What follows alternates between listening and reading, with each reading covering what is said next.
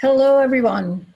Welcome. Thank you for joining us today for the Wellbeing Blueprint event, Moving Towards Equity. What does well-being have to do with it? I am Tanya Tucker with the Full Frame Initiative, and we are part of a growing group of public sector, nonprofit, and community leaders who share a commitment to using this moment to drive structural changes that will move our country towards equity, well-being, and justice, and really towards our larger vision that everyone has a fair shot at well-being. And what we know is that our society is set up in a way that actually blocks access to well-being for some while making it a much easier path for others. So I am actually thrilled that we have these three amazing leaders with us today to have a conversation about equity and the connection to well-being. We have Fred Brown, President and CEO of the Forbes Funds, Dr. Karilyn Crockett, Chief of Equity for the City of Boston, and Katya Fels Smyth, founder and CEO of the Full Frame Initiative. Welcome all of you, and thank you for being here today. I am going to do my best to facilitate, moderate what I know will be a rich conversation amongst the three of you. This is such a complex issue, and I know all of you bring great experience and perspectives, and no doubt we'll be feeding off of each other. And so there may be times where I have to be a little heavy-handed as the moderator just to move us along. I won't be afraid to mute mics, unlike in the debate last night. So hopefully we won't get to that point. But really, we want a rich conversation, and we want to make sure that we have enough time for the audience to engage and ask some questions and comment on what they've heard. So that's really what my role will be, not to cut you off, but just to make sure that we've got time for everything in the hour that we have together. So there will be a Q&A portion after this discussion. And so at that time, you'll be able to use the raise your hand function, and we'll call on you to ask a question. But you can also type a question in the Q&A function throughout the session. We'll be moderating that as well. And we'll make sure to get to those questions as well. This event is also being closed captioned, so you can click on CC closed captioning in your Zoom window to access that. So, shall we jump right in? And all of the speakers can unmute themselves. There we go. All right. So I want to start with your personal connection to the issue of equity, right? What drives you? What motivates you to do this work? Essentially, what's your why of doing this work? And so if each of you could take just like a minute to share your personal connection to this issue.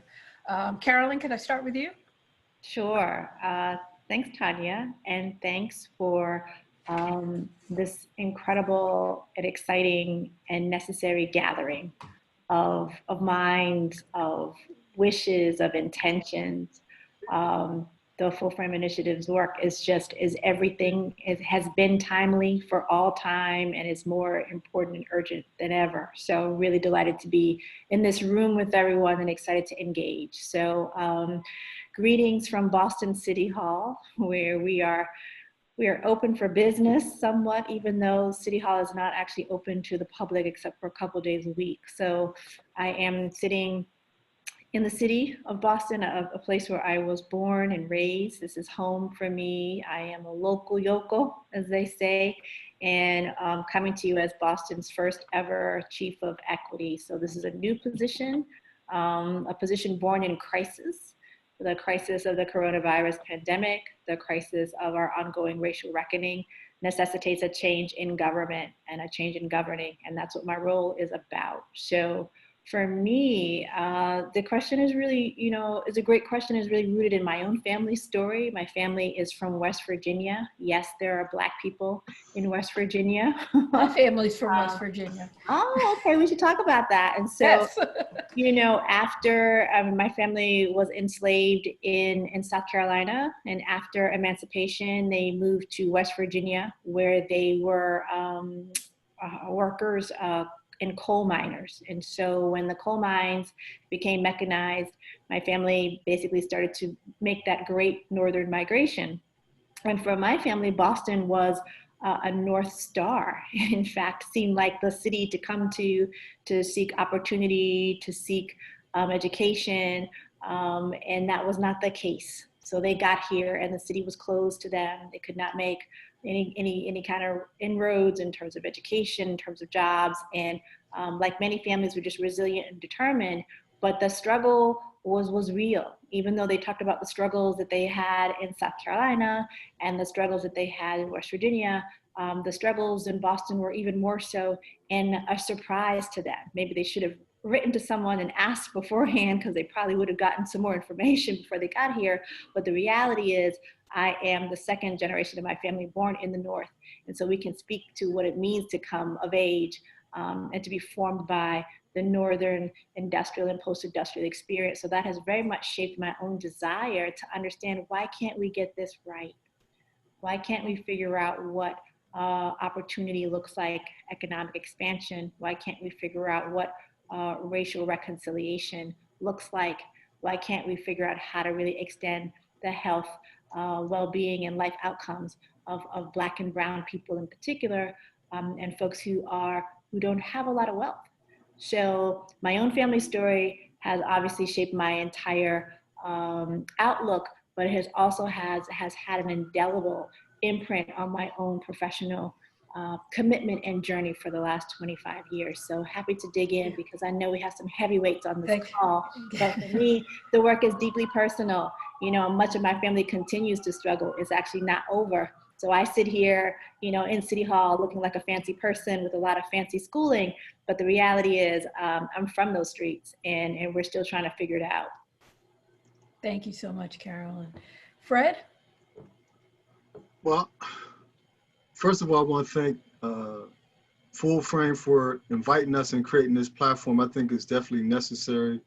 I want to thank the board of the Forbes Funds, because I'm the first African-American CEO of that institution in its history. I know that they took a risk on me. I broke the pedagogy of the usual suspects within the city of Pittsburgh. But I'm no stranger to what we're talking about. My 38-year history, started off as a school teacher, probation officer, adjunct professor, football coach. Probably the most 2 or 3 pressing things that made this work important to me was I buried over 50 kids from gang violence when I was doing gang intervention work. I had a kid die in my arms, and really got a sense of how fragile the world I lived in was. And despite my attributes and my ability to navigate the world I lived in, I was an anomaly, enigma, in the sense that my friends didn't have the same success I had, even though we came up from the same community, went to the same school. The other thing that shaped me was my first experience in college, when I was assaulted by some police officers for walking with white girls to class. And I had went to a school that was mixed, and there was some tension, but never to the degree I was threatened by police. And so that experience really shaped me in a way. And then just the work I did around Johnny Gamage when he got killed in Pittsburgh, and really how do you galvanize people around racial injustice across social economic strata and racial and ethnic notions. And so this work around racial equity has been, I think, to Dr. Crockett's point, it's in our DNA. But I think what's uniquely suited is how we express that externally to the world in a way that's transformational. And so I'm excited about this call, not just this call, but Full Frame's whole scope of really digging beyond the surface to really do systemic work that's needed. Thanks, Fred. Katya?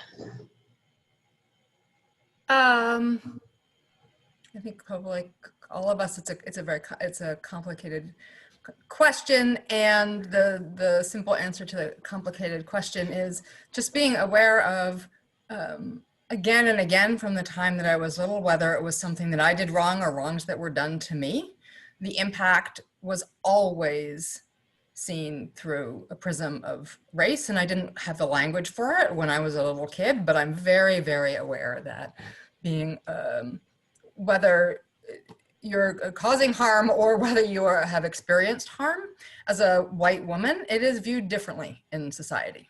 And there is something that is, I hope is deeply unsettling to the other folks who identify as white on this call, that whether it is the traumas that we've experienced or the things that we have been part of, that those end up on the front page of the news, and people that we love whose skin is darker or who are trans or bi, it don't. And that awareness compounds, I think, over time. I've also been very aware of how often I've been given the benefit of the doubt in the work that I've gotten to do over the last 30 years, right? Whether it's as a social entrepreneur or whether it's with funders, as hard as it's been, my vision the tires of my vision may have gotten kicked more because I'm a woman than a man, but certainly a lot less because I have the right educational pedigree and I'm white.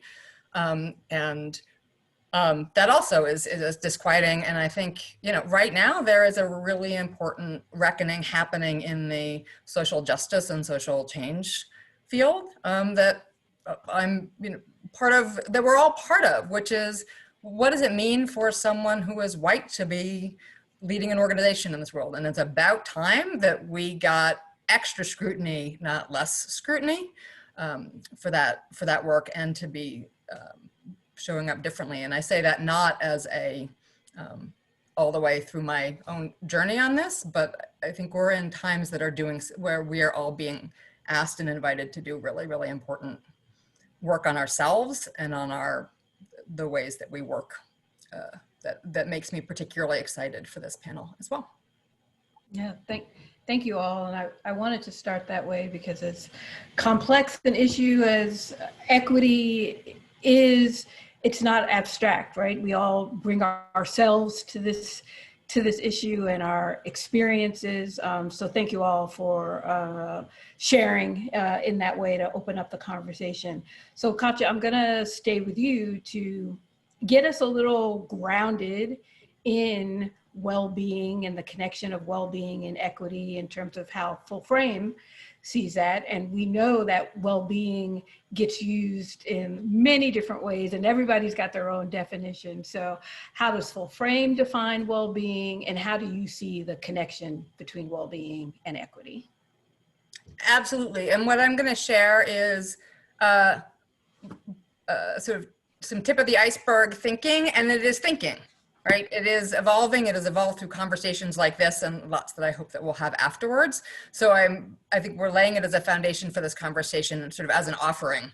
And with the hope that my thinking and all of our thinking has evolved through even this conversation.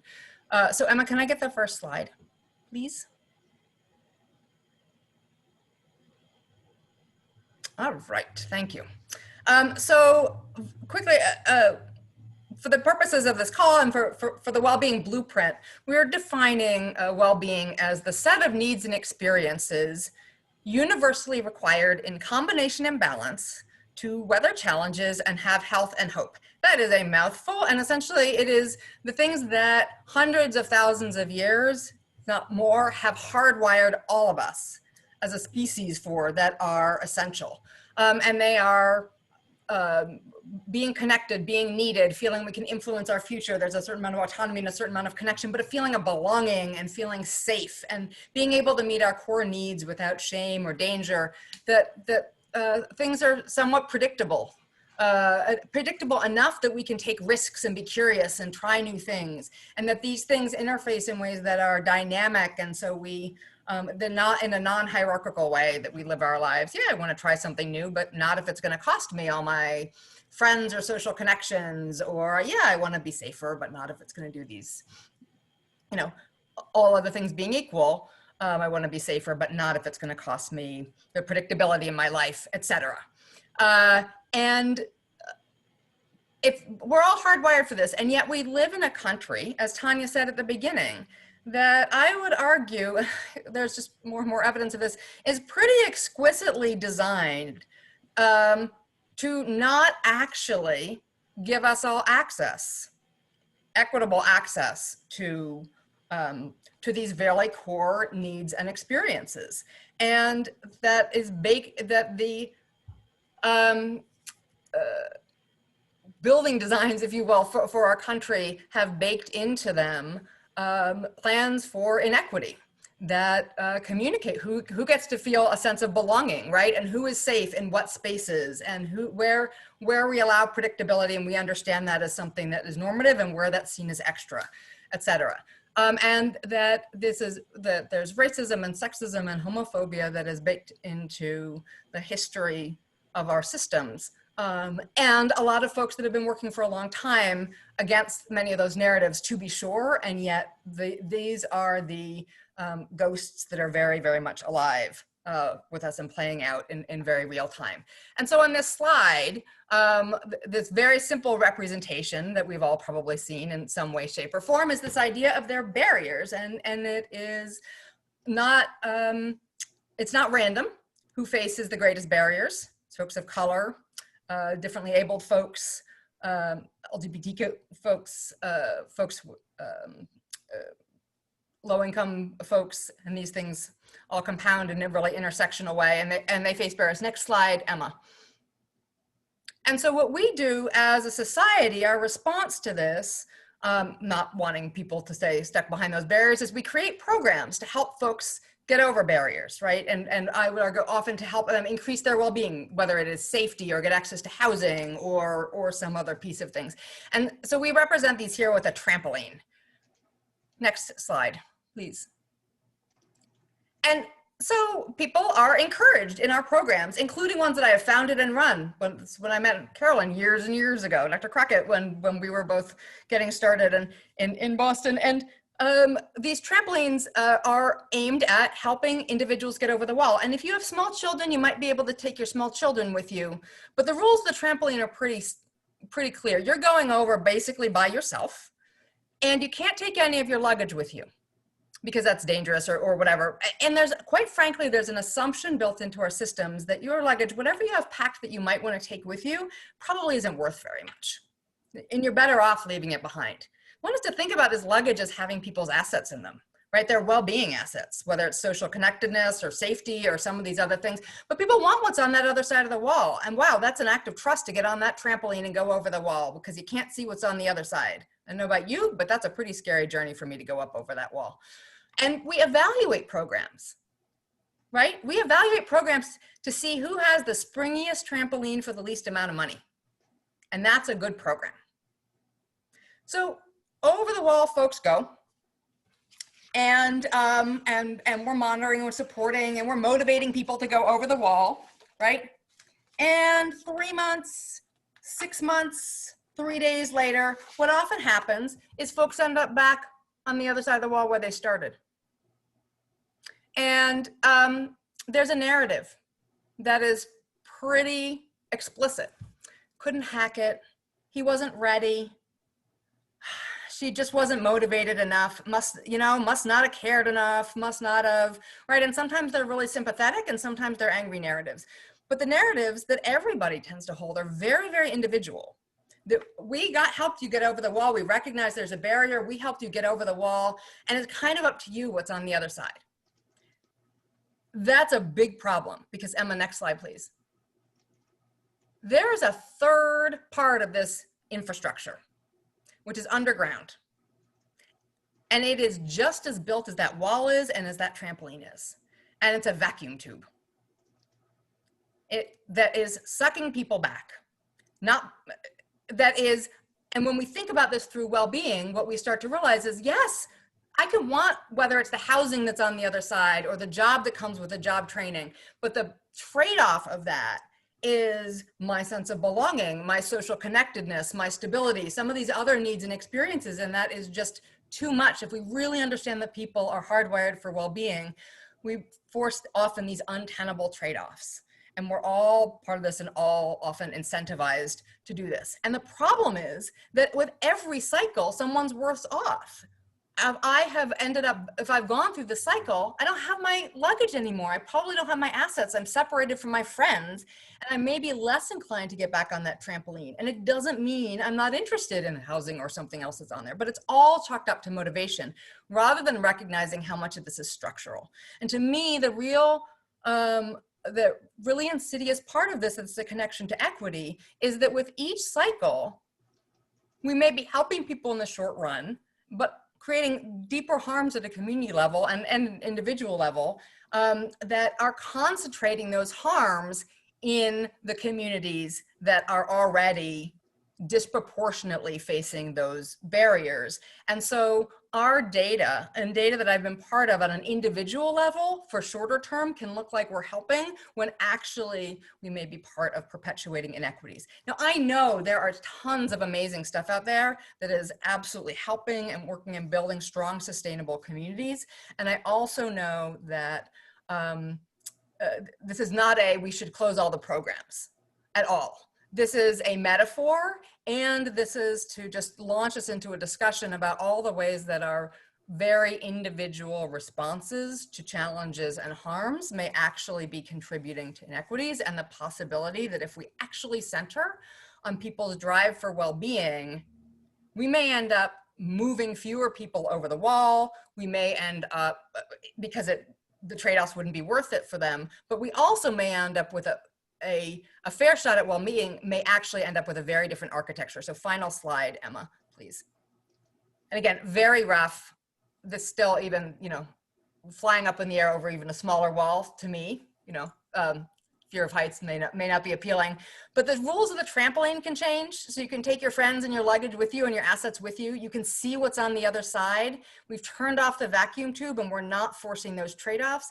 And it is a little bit more random in terms of race and gender inequity, that those, that race and gender and orientation are not predictive of who's going to face barriers. But when folks do face barriers, we have programs that work with their assets that allow folks to move forward in ways that don't force those well-being asset trade-offs. So this is a funny vision for our country in this slide, but it is one possible addition to the conversation about how we can think about structural forces that allow for greater access to well-being.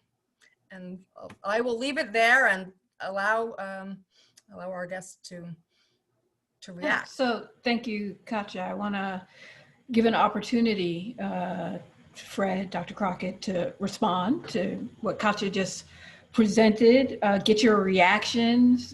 Does any of this resonate with you? Are there places that you might push back a little or offer a yes and thought to what she presented?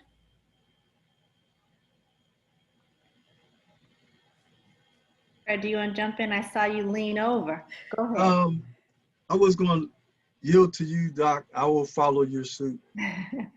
Well, Katya, thanks so much for that. A really compelling kind of overview of the problem, but also the specialness of Full Frame's approach here.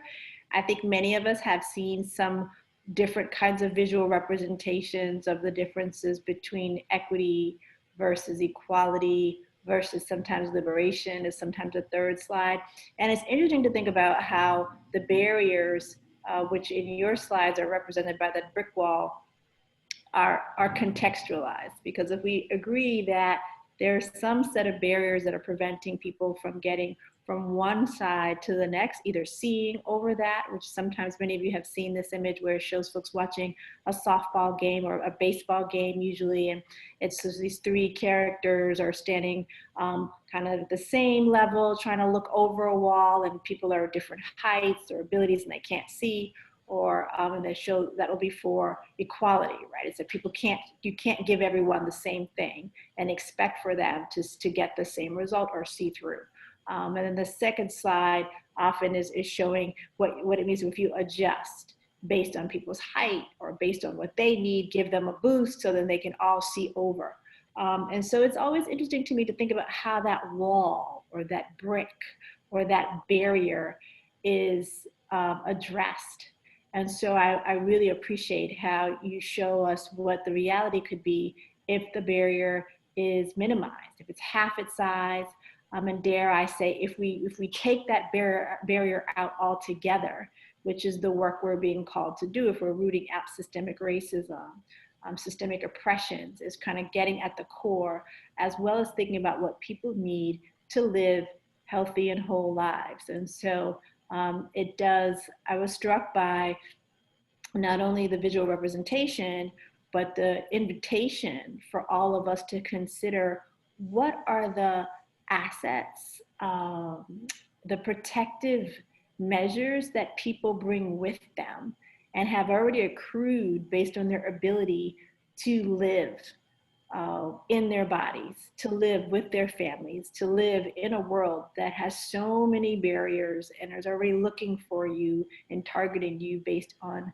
gender, based on race, based on a notion of ability, based on sexual orientation, based on all these things.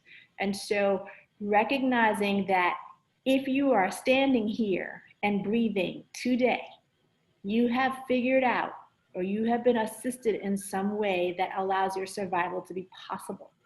And so recognizing the intelligence, the resilience, the assets that people already embody has got to be the way, a critical way forward. Because right now, I think because of the multiple traumas that we're experiencing in this moment of economic crisis, of health crisis, of social justice and race crisis, of all these things, it's easy to say, oh my goodness, we need to do X, Y, and Z to fix everyone or to fix the world. And that is a very knee-jerk reaction that we typically take in this part of the world and in this country. And so what Katya has offered us is a way to say yes, and yes is we must recognize all of the things that people bring with them that are protective measures, that are resiliency, evidence of resiliency, and that need to be baked into any systemic change we're moving forward. That's a huge gift. And so I sit with that because I feel it, I agree. And it signals a very powerful way forward that causes us to rethink what we think is necessary in terms of change. Yeah, thank you. Well, thank you. I felt a number of different ways. First, thank you for framing it. In some ways, I feel like the system is doing what the system intended to do. When you think about the basis of our system is capitalistic in nature, and this notion of pulling yourself up by your own bootstraps is something that's embedded in our DNA. It projects this notion that if you are incapable of doing that, it's your fault, right? And so I was mesmerized by some degree by this notion that we're defined, if we don't adopt the capitalist framework, we don't optimize our role in this society. And at the same time, when you look at equity, equality, and capitalism, and some of the other frames that Dr. Crockett alluded to, when you see those visualizations, you see a disproportionate amount of boxes where somebody just is extorting boxes for the sake of, I'm capable of doing it, without this notion of what is our demonstrated humanity. Asa Hilliard talks about this notion of dual consciousness, right? And in this particular instance, I think it's quadra consciousness. I think you're grappling with your definition of who you are in this strange place, disconnected from your roots.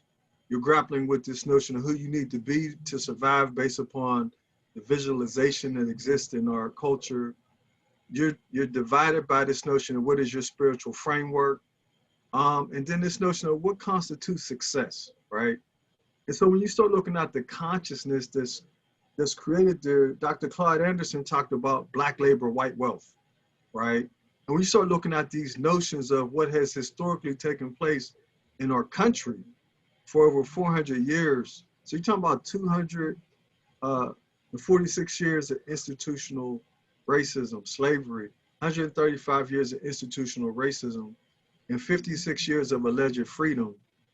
And then you start to say, how do we get to equality? How do we level the playing field? Well, if we don't go back and correct the initial sin or confront it, we're only like putting asphalt over a hole, right? And at some point, there's going to be a divot, then a hole, then a pothole. And so we have to strip away the foundation to create a level playing field to understand the impetus of the problem as well as the solution. And then lastly, I would say there's a preconceived notion that some people understand the problem solving because of their external locus of control of understanding the issue. And I would hearken and say that we don't give people a right to self-determination because of dominant culture pedagogy. And there's multiple ways of being, living, and existing. And for whatever reason, we don't honor people's different ways of being if they don't align with our thinking and our ideology. And that creates stress on people. It creates people forming agreements where they really don't agree, and they abdicate their power in that moment to fit in. And in essence, you never are part of that system. Yeah. I mean, I can remember when I first started making money and I could move somewhere, and I remember being in other places where I could afford to live. I wasn't welcome there. Wasn't welcome. And then when I was in a place where I had more resources than my neighbors, I didn't feel welcome either, right? And so when you do strive to achieve the American dream, there's a dichotomy that exists in your psyche about, well, where do I fit in now that I've navigated the system to generate revenue where I can do other things I see other people doing. But part of my culture is lost by my separation from the masses, the group of people that really cultivated who I am. So let me jump in. This question is actually from one of our participants, but I think really good and to keep us on this topic. So wanting to know, so is the wall that's in the slides, the proverbial wall, is that actually part of the systemic institutional racism that we must dismantle? Is that what the wall represents, or a piece of what the wall represents? I think so.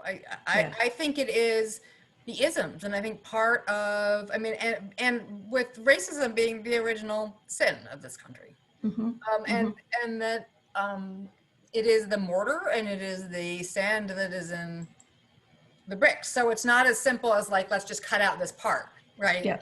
It is woven in. But I think there's something also in there, which is the ways that we're all taught to not look at the wall, to look at the people that need to go on the trampoline, right? And that, right, it is, we've talked about this a number of times, it is the difference between thinking that the astronomical death rate among Blacks due to COVID is because people are Black, rather than race versus racism, and that is not a semantic difference at all. And I think there also is one other thing I'll say about those admittedly sort of childlike drawings that are highly imperfect. But one of the things I've really been reflecting on is it's really expensive to build and maintain these walls and to constantly have the light shown on the trampolines, to keep ginning up the trampolines, right? And to build those vacuum tubes and keep the vacuum running on them, right? Like that is a very expensive piece that I don't know that any of us stand back and say like that 3-part cycle is that sort of is gaslighting all of us that I want to be part of. And yet none of those 3 pieces works without the others. And that is also, I think, a big piece of where the racism gets baked in. It's not just the wall. So let's pull on that sort of structural piece for a minute or so. So we know that the Wellbeing Blueprint is a roadmap to really drive structural change, right? It's not actually about individuals and fixing people and how we go about that. But it's about, the systems that limit access to well-being and equity. And as has been clear with all of you all's, comments, it's so easy for us to focus on the individual and the individual responsibility and accountability and, fixing individuals. I'm wondering, are you seeing, so right now in our context today, are you actually seeing more of a willingness or an opportunity to focus on actual structural change?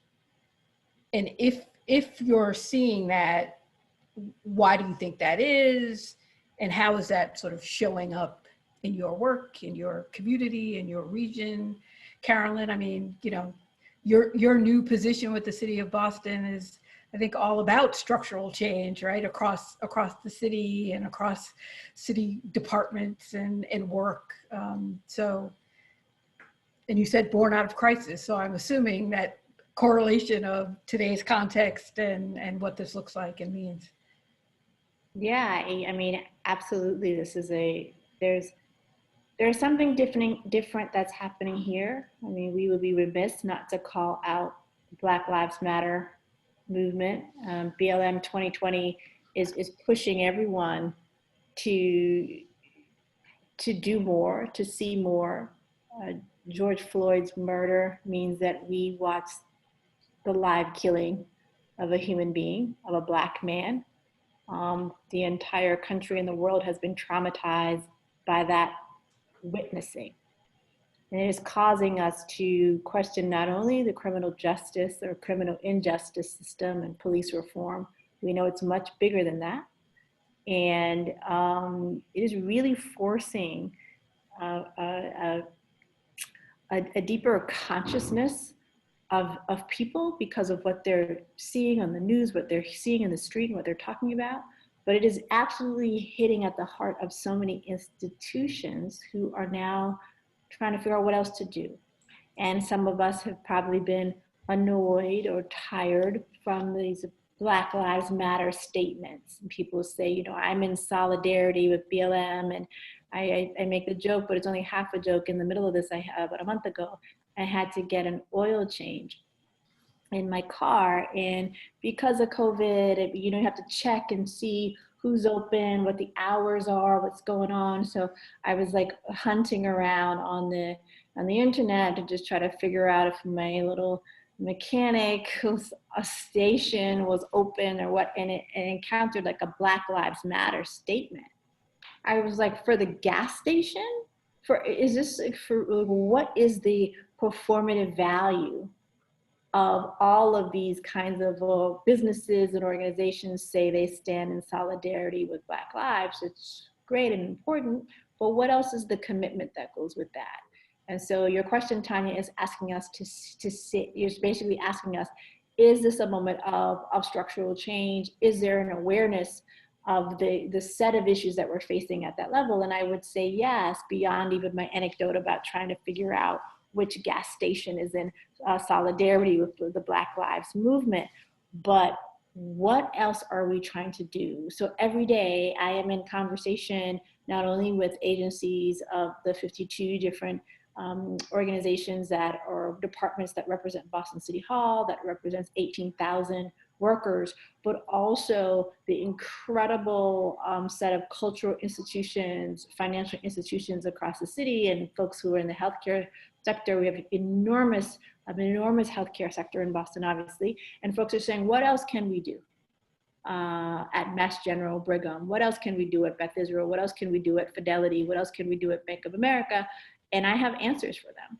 And I'm grateful that they're asking that kind of question, because that's what we need. We need not just folks kind of being in affinity groups and trying to have a discussion at the water cooler or on Zoom as an office. And we all have been there, where it's like there's the problem often of white fragility shows up as the white coworker crying, and the Black or coworkers of color not really being able to say what they need to say, because we're trying to create a safe space for someone who has not really dealt with these issues. And so we're moving beyond that kind of a moment to the moment where we're talking about wealth and well-being and what that means at the population level. And those are the kind of conversations that need to be had in the halls of government, like where I sit, and they need to be had in offices, boardrooms, corporations, all of that. So your question is well framed, Tanya, because I think what's being demanded on the street is not just an individual conversation about who's your friend and do you know someone white or do you know someone black, but what are we doing to, again, address the national reckoning at a structural level. And I'm proud to serve with a mayor who has said, this is not about a program. This is not about an initiative. This is not about trying to have some smiley kids in a picture. This is about structural change. And it's hard, but it's the only thing that will get us to a place where we're having a different kind of conversation in 50 years or so. So my eye is focused on generational change. And you don't get there by just a brainstorm on a whiteboard. You get there by tactics, strategy, and collective conversations like this. Thank you. And as I, knew that would happen, oh my gosh, time is going so fast on this conversation. Fred, I want to actually ask you a different question, and within that question, you can respond to the structural one as well. But so well-being is all about putting people at the center, right? Not the problems. Mm-hmm. And in order to bring about true structural change, we should be doing that in a way that really centers on community. And so when I say centering on community, what does that actually mean to you? Like, what does that meant and look like in the work that you do?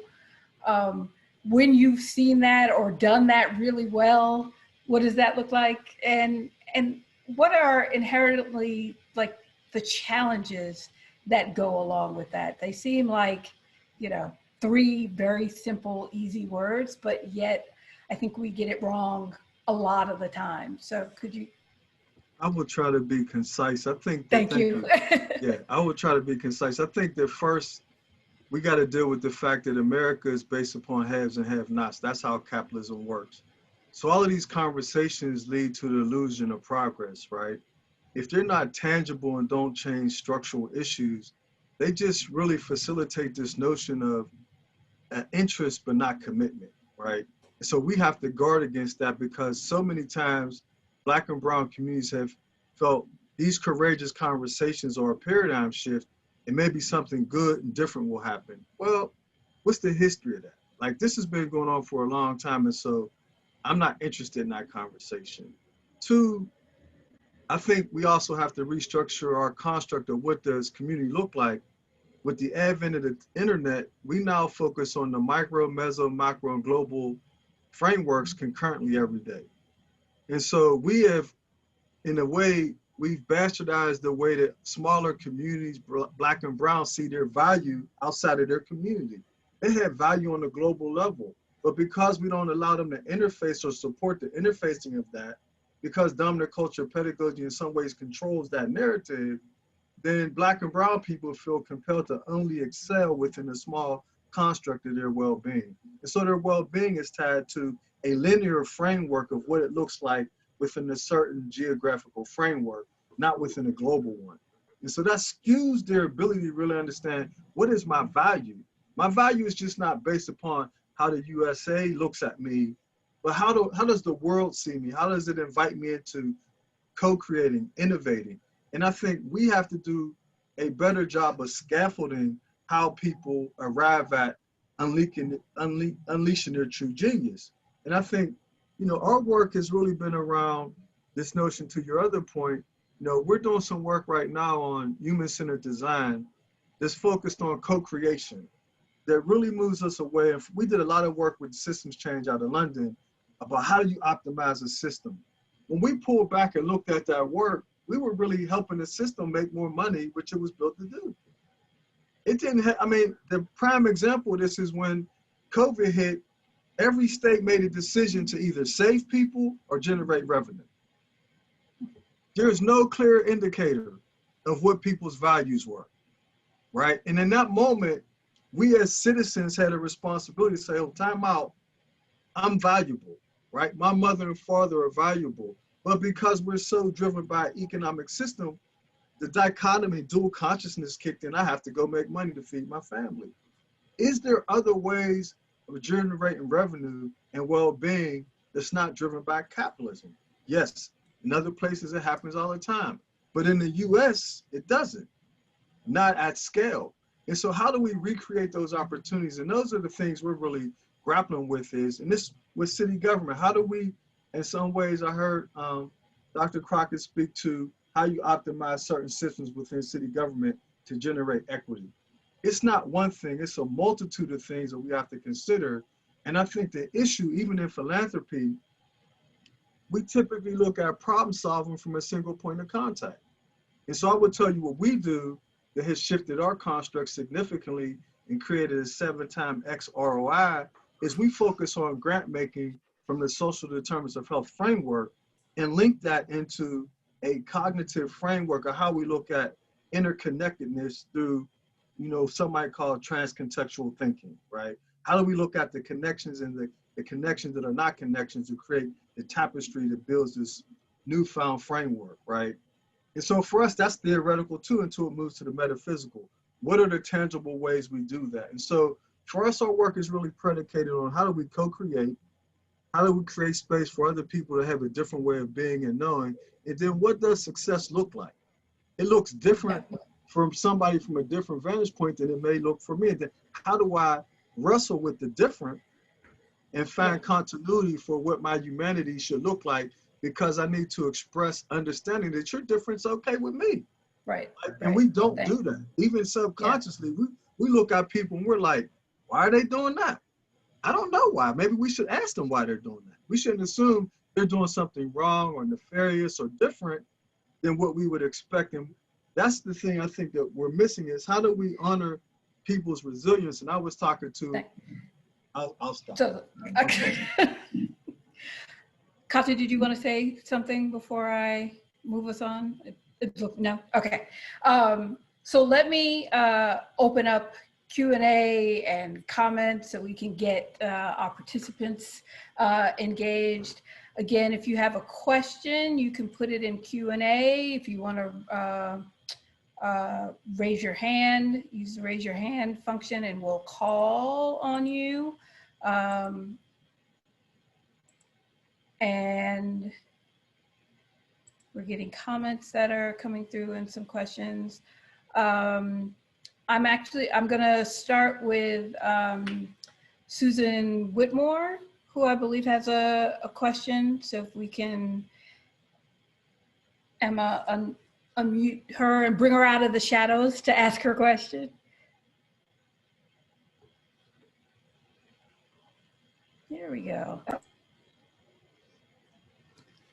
Hi, Susan. You can unmute yourself and ask your question. Put your camera on if you. Can you hear me? Yes, okay, we can hear you. Awesome. And I'll do that too. Hi. Wonderful. Wonderful Hi, everybody. to see you. Thanks for joining us. Thank you so much. I'm thrilled with this conversation and so excited. I am Susan Whitmore. I'm the president and CEO at First Call Alcohol, Drug Prevention and Recovery in Kansas City. As a behavioral health organization, this is my observation first. First Call is acutely aware of the adverse impact that intergenerational trauma resulting from historic and contemporary racism has on both our clients and our staff's well-being. We have a very diverse white, brown, and black staff. Trauma, depression, and anxiety often lead to self-medication and the misuse of alcohol and drugs, which ultimately decreases one's well-being, obviously, especially if that substance use and self-medication becomes systemic and leads to an addiction. So we've been looking through the lens of the current upheaval as it relates to the trauma that was mentioned earlier about witnessing violence, but also understanding that for our Black and brown staff, there's a different type of trauma reaction that is the result of intergenerational experience that some of our white staff have not had. So my question for you is basically, because the emotional and physical well-being of First Call staff and our clients is of great importance and concern to me, how can we best acknowledge intergenerational trauma connected to race inequity and provide support? And how especially can white staff provide support without violating a boundary or coming across as patronizing? And I ask this question because I see us grappling with this. Everyone has the best of intentions, but it is not easy. And it also may not be appropriate to expect people to speak to how they're feeling when they're having a PTSD reaction. Who wants to Katya, I think that I'll jump in first. in there. Me? Okay, well, first of all, I will say, as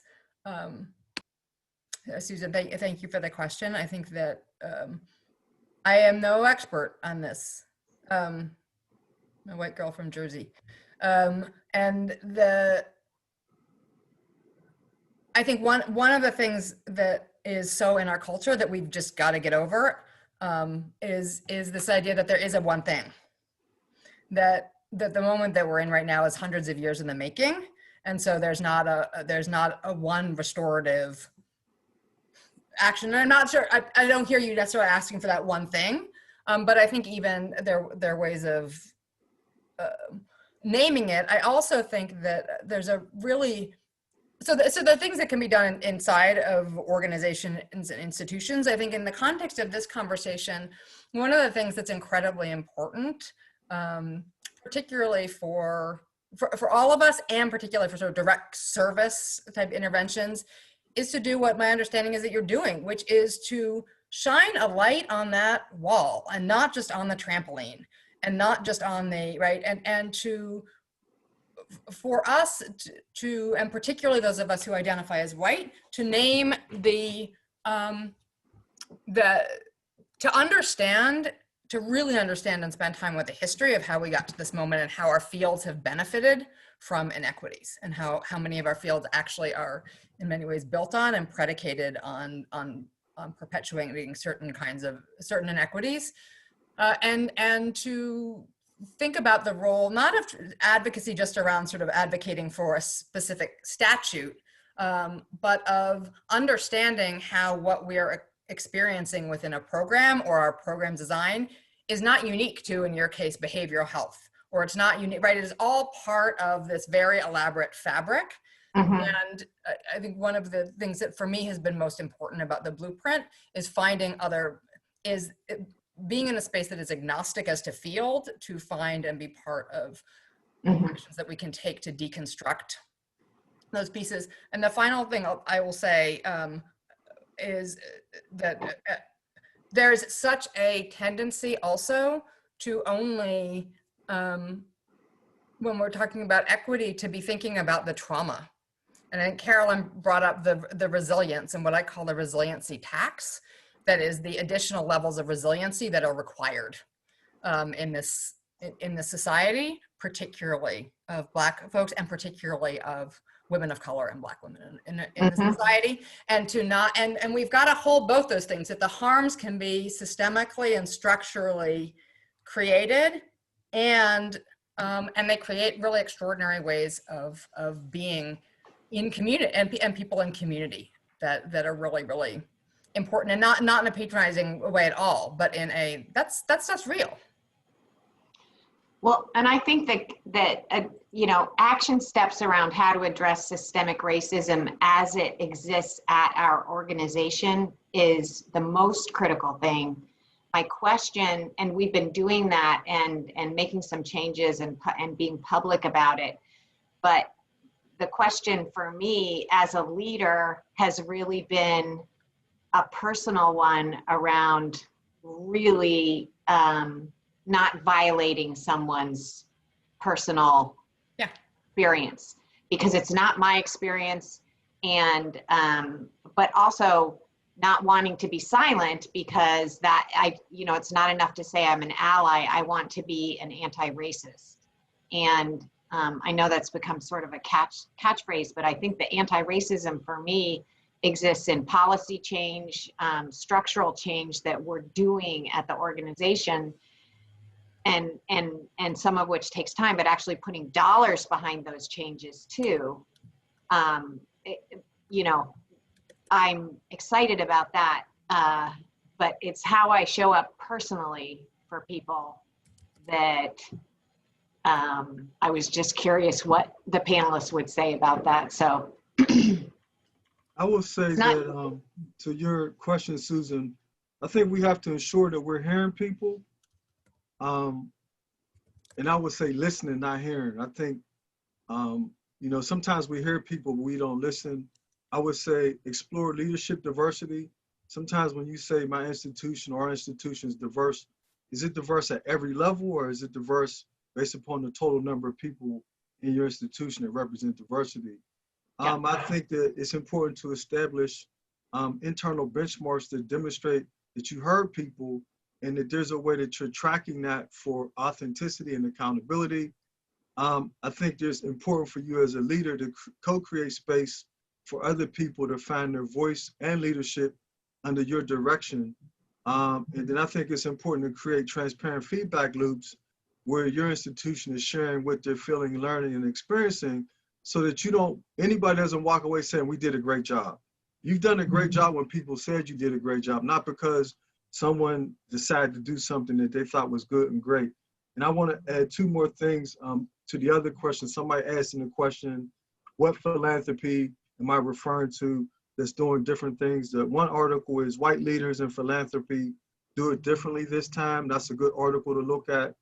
The second one is A Defining Moment for Racial Equity. And these are where philanthropists are thinking differently about grant making. Thank you. Thank you. Thank you, Fred. Thank you, Susan. Thank you for the question. Thank you. Let me see if we can quickly get in a couple more, maybe. Jeez, where did the time go? I'm going to call on Ben Burkemper. I wish I could. I would love to be able to continue the conversation. And if there are questions in the chat that's just shouting us out, Tanya, that you want to kind of continue offline, I'm happy to kind of give responses that way too, if that works. Yes, thank you. I know we're there. And I'll highlight another way to continue digging into this conversation right at the end. Thank you. So, am I ready to go, Tanya? You are ready to go, Ben. Okay, thank you. So I'm a court administrator in St. Louis County, Missouri, and handling part of our job as a court is handling delinquency referrals and abuse and neglect referrals of kids. Most of our referrals come from an area of the county which is overwhelmingly Black and overwhelmingly poor. It was an eye-opener for me when I started this job. When I asked staff about what is the cause of the referrals to the court, I am struck by their answer, and that is, quote, poverty. And I realized that racism and the general inequities in our society contribute to poverty. But at the same point, it's sort of a bomb put out there where nobody has any answers to when you just say poverty. So I'm looking, and I've started these conversations, but I'm looking for some more expert advice about how to not change the conversation, but talk about equity and well-being as opposed to poverty.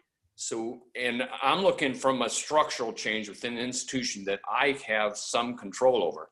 I don't have a lot of control over poverty levels in North St. Louis County. Is that, hopefully I'm articulating. My greatest fear is I'm not articulating my question well. So that's it.